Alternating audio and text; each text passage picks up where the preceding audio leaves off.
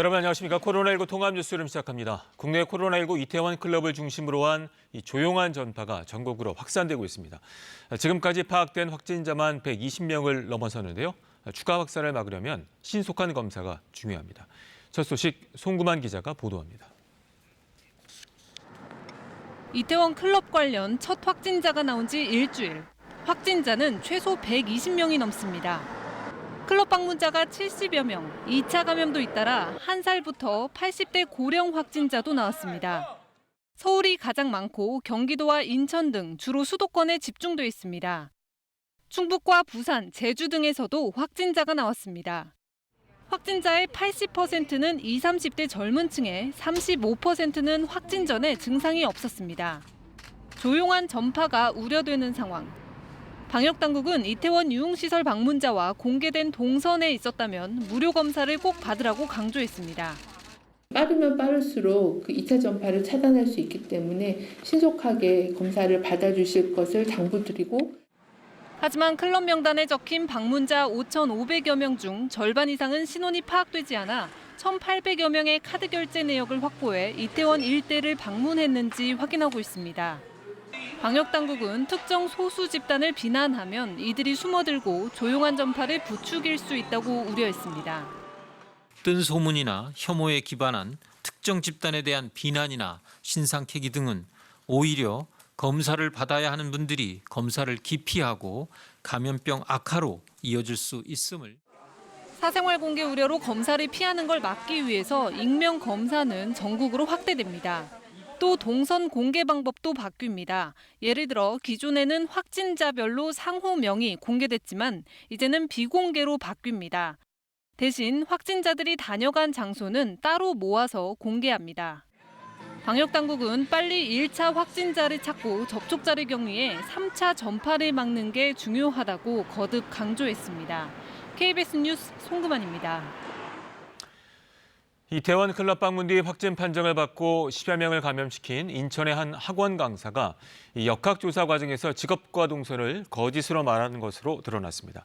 이 때문에 초기 대처에 큰 혼선이 있었는데요.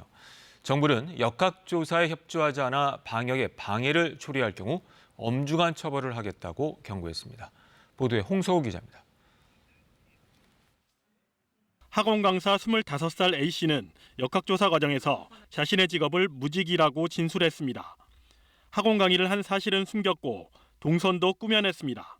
수상 적다고 본 인천시는 경찰에 A씨의 휴대전화 위치 추적을 요청했습니다. 12일 회신된 위치 정보를 환자 진술과 대조한 결과 불일치하는 부분이 많아 환자를 상대로 재조사를 실시하였고, 그제서야 A씨는 학원 강의와 가정집 개별 과외를 했다고 방역당국에 털어놓았습니다. 9일 확진 판정을 받았는데 12일에야 동선과 접촉자가 파악됐습니다. 방역 대처가 사흘이나 늦어진 겁니다. 학원과 가정집에서 추가 확진자 10명이 발견된 시점도 그만큼 늦어졌습니다. 더 큰 문제는 2차 감염자들이 아무 의심 없이 생활하면서 추가 접촉자들이 대거 나왔다는 겁니다. 시간이 지체될수록 2, 3차 전파로 확산되어 피해가 커질 수 있습니다. 결국 시간과의 싸움입니다. 지난달에도 서울의 한 유흥업소에서 일했던 여성이 역학조사에서 직업을 프리랜서라고 말한 데 이어 집에만 있었다고 거짓 진술을 했다가 경찰에 고발당하기도 했습니다. 역학조사 시 거짓 진술이나 고의적으로 동선을 누락하면 감염병 예방법 위반으로 2년 이하의 징역 또는 2천만 원 이하의 벌금형에 처해집니다. 인천시는 엄중한 대응을 예고했습니다. 비슷한 사례가 재발하지 않도록 관련법에 따라 고발 조치할 계획이라고 강조했습니다. 방역당국도 강하게 경고했습니다. 우리 사회의 일원으로서 책임감 있는 자세가 아닙니다. 이러한 행동은 나와 우리 가족과 이웃, 사회 모두에 위험을 끼치게 된다는 점을 명심하시기 바랍니다. 다만 확진자들이 거짓말을 하는 이유가 비난과 차별에 대한 우려 때문이라며 온라인 등에서 이른바 낙인 찍기를 하지 말아달라고 요청했습니다. KBS 뉴스 홍석우입니다.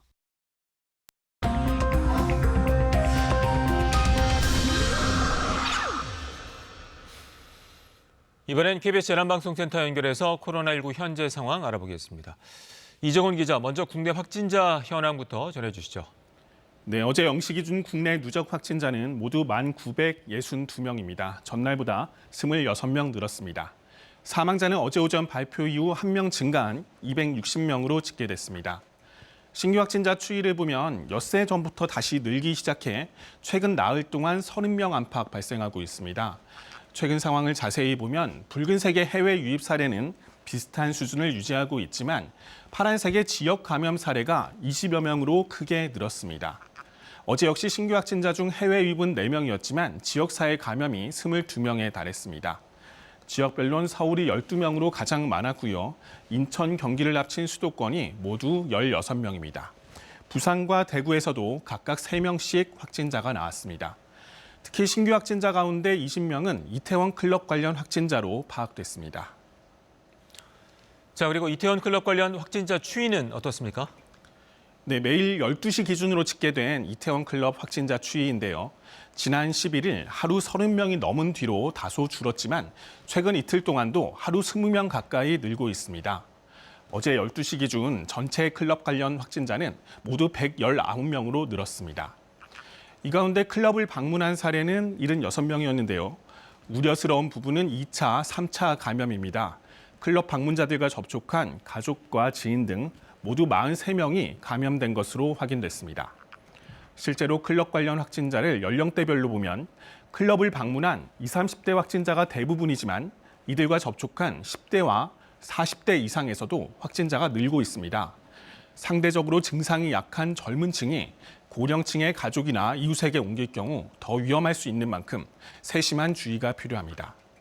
일단 지난달 24일부터 이달 6일까지 이태원 유흥시설을 방문했을 경우 외출을 자제하고 증상이 없더라도 진단검사를 받아야 합니다. 익명으로 검사해도 무료인 만큼 적극적으로 조사를 받아야 합니다. 지금까지 재난방송센터에서 KBS 뉴스 이정훈입니다. 문재인 대통령이 시진핑 중국 국가주석과 전화통화를 갖고 올해 예정했던 시 주석의 방안을 변함없이 추진하기로 했습니다. 두 정상은 기업인 경제활동을 보장하기 위해 도입한 신속 통로제를 방역 협력 모범 사례로 꼽았습니다. 홍성혜 기자입니다. 코로나19 사태 이후 두 번째로 이뤄진 한중 정상통화. 어제 오후 9시부터 34분간 이어진 통화에서 두 정상은 코로나19 상황이 안정돼 여건이 갖춰지는 대로 시 주석의 방안이 성사되도록 협의하기로 했습니다. 시 주석의 상반기 방안이 사실상 어렵다고 보고 시기를 조정하기로 한 겁니다. 시 주석은 올해 한 방안에 대한 굳은 의지는 변하지 않았다고 했고 문 대통령은 한중 관계에서 시 주석의 방안은 무엇보다 중요하다고 답했다고 청와대는 밝혔습니다. 사드 배치로 촉발된 양국 갈등을 완전히 해소하기 위해 시 주석의 방안이 필요하다는 데 공감대를 이룬 것으로 보입니다. 두 정상은 양국 간 코로나19 방역 협력이 효과적으로 이루어지고 있다는 데도 의견을 같이 했습니다. 특히 양국 기업인의 경제 활동을 보장하기 위해 도입한 신속 통로 제도를 모범 사례로 꼽았습니다. 지난 1일부터 시행된 신속 통로제는 출국 전후 코로나19 검사에서 음성 판정을 받으면 중국 내 의무 격리를 면제해주는 제도입니다. 청와대는 이 제도로 우리 기업 직원 200여 명이 중국 현지에서 근무 중이라고 설명했습니다. 문 대통령은 신속 통로제의 적용 대상과 지역이 확대되길 바란다고 했습니다. 시 주석은 좋은 이웃은 금으로도 바꾸지 않는다며 지난 3년간 양국 관계가 발전한 만큼 소통과 협력을 강화하자고 했습니다. 이번 통화에서 사드 문제가 논의됐을 것이란 관측에 청와대는 전혀 언급되지 않았다고 부인했습니다. KBS 뉴스 홍성입니다. 더불어민주당 김태년 원내대표와 미래통합당 주호영 원내대표가 오늘 오후 국회에서 첫 회동을 갖습니다. 민주당과 통합당은 당초 어제 원내대표 회동을 할 예정이었지만 오늘로 하루 연기됐습니다. 오늘 회동에서는 20대 마지막 임시국회 소집과 민생법안 처리를 위한 본회의 일정, 21대 국회 원 구성 등을 논의할 것으로 보입니다. 파월 미 연준의장이 코로나 사태로 인해 전례 없는 하강을 기록하고 있다며 경기 침체 장기화가 우려된다는 견해를 밝혔습니다. 투자은행 골드만삭스도 미국의 실제 실업률이 35%까지 갈 수 있다는 예측을 내놨습니다. 뉴욕 김철호 특파원이 전해왔습니다. 제2차 세계대전 이후 어떤 시기보다 심각한 침체에 직면했다. 제롬 파월 미 연준의장이 피터슨 국제경제연구소 주최 화상연설에서 코로나19 사태로 미국 경기가 전례 없는 하강폭과 속도를 기록하고 있다며 이같이 말했습니다. 경기 침체 장기화 우려도 밝혔습니다. The record shows that deeper and longer recessions can leave behind lasting damage to the productive capacity of the economy. 파월 의장은 가계와 기업체의 부채 부담이 향후 수년 동안 경제를 짓누를 수 있다고 진단했습니다. 코로나 사태가 진정돼도 경제 회복 속도가 기대만큼 빠르지 않을 수 있다고 언급했습니다. 추가 통화정책 사용 여지도 남겨뒀습니다. The economic response has been both timely and appropriately large. It may not be the final chapter. 파월 의장은 최근 연준 조사에서 한 해 소득 4,900만 원 이하인 미국 가구 중 40%가 2월 이후 실직한 것으로 나타났다고 지적했습니다. 이와 관련해 미국의 투자은행 골드만삭스도 실업률이 25%까지 갈 것으로 전망하는 내부 보고서를 내놨다고 CNN 방송이 보도했습니다. 이 수치는 지난 경제 대공황 당시 실업대란 수준으로 지난주 백악관 경제참모의 전망과 일치합니다. It'll probably be 25% in the next report, and then hopefully from there it'll start to head back in the right direction. CNN 방송은 실제 실업률이 35%까지 찍을 수 있는 것으로 골드만삭스가 내다봤다고 전했습니다. 경기 침체 장기화 우려로 뉴욕 증시와 유럽 증시는 일제히 하락했습니다. 뉴욕에서 KBS 뉴스 김철우입니다. 미 질병통제예방센터 CDC의 봉쇄 완화 가이드라인이 백악관이 내놓은 지침보다 훨씬 더 엄격한 내용이 담겨 있었던 것으로 전해졌습니다. 미 정치권에선 CDC 가이드라인 공개를 둘러싼 신경전이 이어지고 있는데요. 이 소식은 서지영 특파원이 보도합니다. 미 질병통제예방센터 CDC가 작성한 63쪽짜리 가이드라인입니다. AP가 입수한 CDC 가이드라인 초안에는 학교, 보육시설, 특정 업무 현장 등 일상생활 정상화를 위한 지침이 상세히 담겨 있습니다. 여행 재개 시점은 42일 동안 코로나19 확진자 수가 지속적으로 감소하는 단계에서 고려해 볼 수 있다고 제시했습니다. 그 단계에서조차 비필수적 여행은 제고할 것을 권고했습니다. 경제를 재개할 경우 확진 사례가 늘 것이라고 경고했습니다. 그러면서 경제 재개 여부는 주별 결정에 맡길 것이 아니라 국가 차원의 조정이 필요하다고 지적했습니다. 백악관이 발표한 지침보다 더 엄격하고 일부 내용은 배치되기도 합니다. 앞서 트럼프 대통령은 지난달 3단계 정상화 방안을 공개하며 판단과 실행을 각 주지사들에게 맡긴다고 밝혔습니다. And some states will be able to open up sooner than others. Some states 이 초안을 압축한 17쪽짜리 가이드라인은 백악관의 반대에 부딪혀 빛을 보지 못했습니다. 백악관이 발표한 3단계 경제 정상화 방안과 맞지 않는다는 내부 비판이 있었다고 CNN은 전했습니다. 전날 열린 상원 청문회에서 레드필드 CDC 국장은 가이드라인이 곧 배포될 것이라고 했지만 구체적인 날짜는 적시하지 못했습니다. I will just say is that the CDC stands by to give technical assistance to your state and any state upon any request. I do anticipate this broader guidance, though, to be posted on the CDC website soon. 백악관과 미 최고 보건기관과의 불협화음이 노출되고 있는 가운데 정치권에선 CDC 가이드라인 공개 여부를 둘러싼 논란도 가열되는 분위기입니다. 버지니아에서 KBS 뉴스 서지영입니다. 다음 소식입니다. 경찰이 성착취물을 만들어 유통한 텔레그램 N번방의 최초 개설자 닉네임 갓갓의 실명과 사진을 공개했습니다. 그는 24살의 대학생이었습니다. 김지훈 기자입니다. 텔레그램 N번방을 처음 만든 것으로 알려진 대화명 갓갓은 24살 대학생 문형욱입니다. 경찰 신상공개위원회는 같은 범죄의 재발을 막고 예방하는 차원에서 문형욱의 이름과 나이, 얼굴을 공개했습니다. 범행 수법이 악질적이고 반복적인 것도 신상공개 이유입니다. N번방 운영자 신상공개는 박사 조주빈과 붓다 강훈, 이기야 이원호에 이어 4번째입니다. 갓갓 문형욱의 이름과 얼굴이 드러나자 네티즌들이 어린 시절 사진과 소속 학교와 전공을 공개하면서 추가 폭로에 나서고 있습니다. 문형욱이 평소 대학 수업에 빠지지 않았고 말수가 적은 조용한 성격이어서 놀랍다는 댓글도 달렸습니다. 문형욱은 2018년부터 텔레그램에서 N번방 8개를 운영하면서 성착취 영상물 제작과 유포를 주도해왔습니다. 경찰은 구속된 문영욱을 불러 또 다른 범행을 추궁하고 있습니다. 문영욱은 2018년 12월 대구에서 발생한 여고생 성폭행 사건도 자신이 지시했다고 자백했습니다. 경찰은 오늘 구체적인 범행 수법과 혐의를 발표할 계획입니다. 문영욱의 얼굴은 경찰이 오는 18일 사건을 검찰로 넘길 때 공개될 가능성이 큽니다. KBS 뉴스 김지웅입니다. 홍남기 경제부총리 겸 기획재정부 장관이 공공부문을 중심으로 일자리 156만 개를 제공하는 대책을 내겠다고 발표했습니다. 홍 부총리는 오늘 오전 제3차 비상경제 중앙대책본부 회의를 주재하고 이 같은 내용의 고용 충격 대응 방안을 예고했습니다. 홍 부총리는 또 오늘과 다음 주 2차례 걸친 경제 중대본 회의에서 세부 내용을 확정하고 부족한 재원은 3차 추경안에 반영해 적극적으로 뒷받침해 나가겠다고 말했습니다.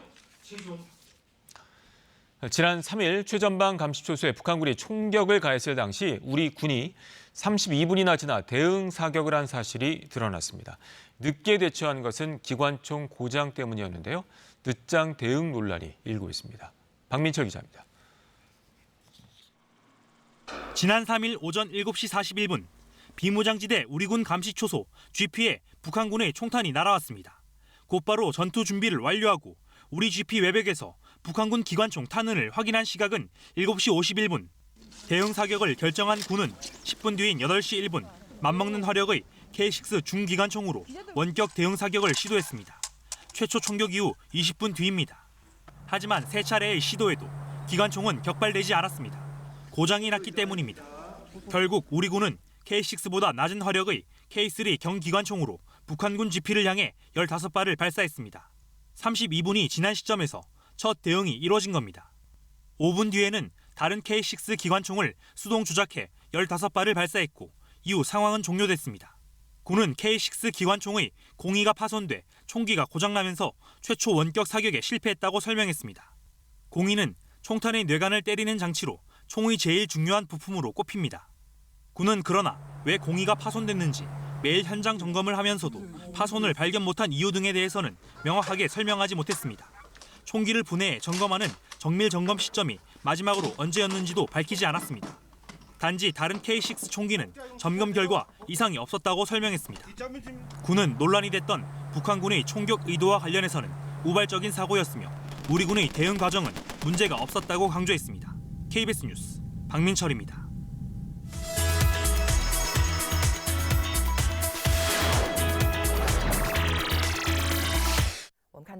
코로나19 확진자 가운데는 완치 후에도 불안과 초조 등 심리적 문제를 겪는 경우가 많은 것으로 드러났습니다.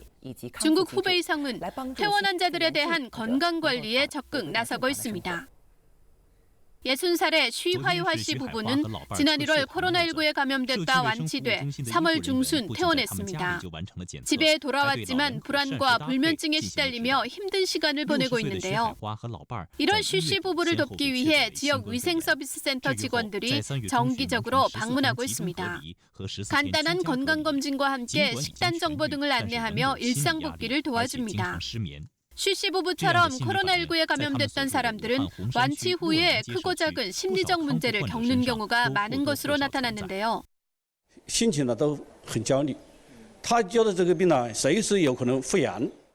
후베이성은 지역 내 코로나19 완치자 5만 7천 명을 대상으로 가정 주치의 서비스 등을 통해 퇴원 환자들의 심리적, 신체적 건강 회복을 지원하고 있습니다. 코로나19 때문에 힘든 음식점을 지원하기 위해 젊은이들이 자원봉사로 음식 배달에 나섰습니다. 도쿄 스미다구에서 음식을 배달 중인 호소다 씨. 한 달 전부터 일하는 틈틈이 자원봉사로 음식을 배달하고 있습니다. 평소 자주 가던 찻집 주인이 손님이 없어 마음고생을 하는 것을 보고 도울 방법을 생각하다 자원봉사를 하기로 마음먹었습니다.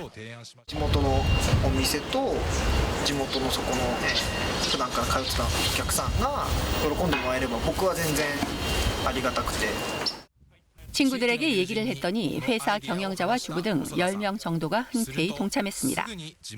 또 자전거 대여업자는 자전거를 무료로 빌려줬습니다. 이런 사실을 듣고 음식 배달을 시키는 손님들도 늘어 많을 때는 자원봉사자들이 하루 70건 정도 음식을 배달합니다. 若い方が墨田区のためにってやってくれてるのがすごく嬉しいなと思って人情の街って感じでいいですよね。 코로나19 때문에 힘든 상황 속에서도 사람들의 정은 더욱 깊어갑니다. 맥더모트 씨는 최근 코로나19에 걸려 84세 나이로 세상을 떠났습니다. 가족 모두 맥더모트의 생이 얼마 남지 않은 것을 알고 교회에서 미사를 드렸는데요. 병원에서 예기치 않은 전화가 걸려왔습니다. The phone rang from South Shore Hospital and the nurses were on the phone saying you have to hear this. This is unbelievable. 맥더모트는 폐 전체가 감염돼 거의 말을 할 수 없는 상황에도 불구하고 임종 직전에 유언 대신 제2의 국가로 사랑받는 God Bless America를 부른 겁니다. God bless America, my home, sweet home. 가족들은 경이롭게 받아들이고 있습니다. 마지막 힘을 다해 보여준 나라 사랑의 힘을 잊지 않을 것이라고 다짐합니다. 프랑스가 이동금지령을 점진적으로 해제하면서 프랑스 시내 쇼핑 매장들도 문을 열기 시작했습니다. 파리 시내 중심가인 샹젤리제 거리. 약 절반 정도의 매장이 문을 열었는데요. 집안에 갇혀있던 시민들도 거리를 활보하며 본격적인 쇼핑에 나섰습니다. Puis en plus on a pris des kilos pendant le confinement. Donc du coup plus rien nous va donc on doit refaire toute la garde-robe là. 샹젤리제 거리에 늘어선 유명 명품 매장들도 활기를 찾기 시작했습니다. C'est vrai que c'est pas essentiel à 100% mais je me dis bon c'est un peu c'est ma petite récompense après 53 jours à la maison quoi. 한편 감염을 막기 위해 이 화장품 매장의 경우 모든 샘플 사용을 금지하고 있는데요. À l'intérieur, on ne peut pas toucher les produits, les cosmétiques, on peut rien faire. C'est les vendeurs qui doivent nous les donner directement. Ils doivent ouvrir les. 문을 연 매장들은 고객들의 입장 시 안전거리를 지키고 손 소독과 마스크 착용을 의무화하는 등 감염 예방에 주의하고 있습니다. KBS 월드뉴스입니다. 확진자가 다시 증가하면서 제주 관광업계에 비상이 걸렸습니다. 지난 황금 연휴에 상황이 좀 나아지나 했지만 다시 침체되지 않을까 우려하고 있는데요. 허지영 기자가 취재했습니다. 제주 시내 한 호텔 로비가 텅 비었습니다. 손님 맞을 준비를 모두 마쳤지만 비어있는 객실이 대부분. 지난 황금 연휴로 한때 객실 점유율이 60%까지 뛰었지만 이태원 클럽 확진 여파로 회복세가 또 끊기는 건 아닐지 조마조마한 심정입니다. 6월 달에 같은 경우에는 연예 행사 및 여행사도 문의 전화가 많이 들어왔었습니다.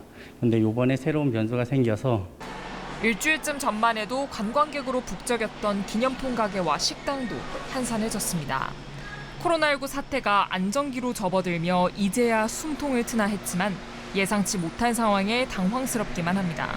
성수기처럼 바빴어요. 많이 매장도 많이 바쁘고 평소처럼은 아니더라도 그래도 어느 정도 여분의 이제 물품이나 이런 거 많이 준비를 해놨었죠.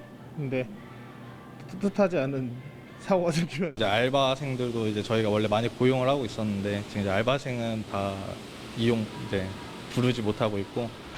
황금 연휴 이후에도 제주 방문 관광객이 지난달보다 10,000명 넘게 늘며 관광업계에선 한때 기대의 목소리도 나온 상황. 하지만 이태원 확진자 증가세에 제주 지역 소상공인 매출은 한 주 사이 4%가량 줄었고 제주도도 다음 달로 예정한 대대적인 관광 마케팅 계획을 잠정 연기했습니다. 비로소 기지개를 켜려던 제주 관광업계의 신음이 깊어지고 있습니다. KBS 뉴스 허지영입니다. 경기도가 계곡 하천을 무단점 위한 불법 시설물 대부분을 철거했습니다. 이제 시민들이 편안하게 계곡을 이용할 수 있게 됐습니다. 박희봉 기자입니다. 계곡 하천에 자리한 경기 가평의 한 펜션입니다. 하천 점용 허가를 받지 않아 적발됐지만 원상 회복하라는 계고장을 찢으며 오히려 단속반에게 큰 소리칩니다. 나를 철거시키다고 당신들 집도 철거시킬 거야 내가. 필요가 없어요.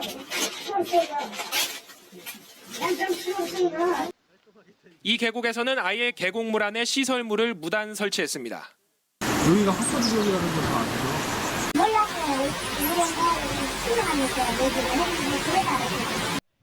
이렇게 계곡과 하천을 무단 불법 점유했던 업소는 경기 전역에 1,400여 곳. 경기도가 지난해 6월부터 계고와 고발, 행정 대집행 등을 실시해 187개 계곡 하천에서 불법 업소의 96%가 사라졌습니다. 불법 시설물들은 모두 철거됐고 자연 상태 그대로의 모습을 복원해 계곡이 본래 모습을 되찾았습니다. 지역 주민들이 와서 아이들하고 발도 담그고 놀 수 있으면 다 만족하고 좋을 것 같아요. 복원된 계곡 하천은 지역 주민들의 문화예술 활동이나 지역 자치 사업 등을 위해 활용될 예정입니다. 이걸 철거만 하고 끝낼 게 아니고 다시 자연형으로 온 국민이 정말 즐거운 마음으로 자주 찾을 수 있는 환경으로 복원하는 일이 또 중요한 과제입니다. 경기도는 오는 7월까지 나머지 불법 시설을 철거하고 254억 원을 들여 녹지와 친수 공간 등을 조성할 계획입니다. KBS 뉴스 박희봉입니다. 국내 연구진이 기존보다 감도가 660배나 뛰어난 비접촉 습도 센서 개발에 성공했습니다. 보도에 조용호 기자입니다. 엘리베이터 버튼 모형의 손가락을 가까이 하자 전원이 들어옵니다. 센서에 손가락을 직접 대지 않아도 건조한지 촉촉한지를 숫자로 알려주기도 합니다. 한국전자통신연구원이 개발한 비접촉 습도 센서입니다. 직접적인 신체 접촉이 없어도 약 1cm 거리의 땀 같은 물 분자를 감지해 반응하는 방식입니다. MOS라는 2차원 문체를 사용해가지고 벌집 구조를 만들었습니다. 이 벌집 구조로 인해 물 분자들을 많이 흡수할 수 있게 센싱 민감도를 아주 크게 증가를 할 수 있습니다. 이 같은 감도는 세계 최고 수준으로 기존 감도보다 660배나 높습니다. 현재는 반응 속도가 0.5초 정도지만 감도를 높이면 2년 안에 상용화가 가능할 것으로 전망됩니다. 특히 최근 코로나19 확산으로 인한 생활 방역 관련 기술에도 응용될 수 있을 것으로 기대됩니다. 사람의 건강 상태나 헬스케어용으로 사용을 할 수 있고요. 나아가서 비접촉으로 스크린이나 버튼에 적용할 수 있습니다. 이번에 개발된 습도 센서 연구 성과는 미국 화학회 나노 분야 국제학술지 AMI에 지난 3월 온라인 등재됐으며 현재 특허 출원이 진행되고 있습니다. KBS 뉴스 조용호입니다. 초여름 더위가 다시 고개를 내밀겠습니다. 오늘 한낮에는 서울이 26도, 광주가 27도, 대구가 28도로 어제보다 2도에서 6도 정도 높겠습니다. 하지만 오늘 저녁부터 차차 흐려져 내일 비바람이 치면서 더위의 기세는 금방 꺾이겠습니다. 특히 내일은 남부지방을 중심으로 벼락과 함께 시간당 30mm가 넘는 강한 비가 쏟아지겠습니다. 주말인 모레 아침까지 서울, 경기와 강원도 지방에는 비가 이어지는 곳이 있겠습니다. 대기 중에 황사가 떠다니고 있어 오늘 미세먼지 농도는 강원도와 충북, 경상도를 중심으로 나쁨을 보이겠습니다. 동해안과 일부 경북 내륙 지방의 건조주의보는 내일 비가 오면서 해제될 전망입니다. 날씨 전해드렸습니다. 코로나19 통합 뉴스 여러분 잠시 뒤 11시에 이어집니다. 고맙습니다.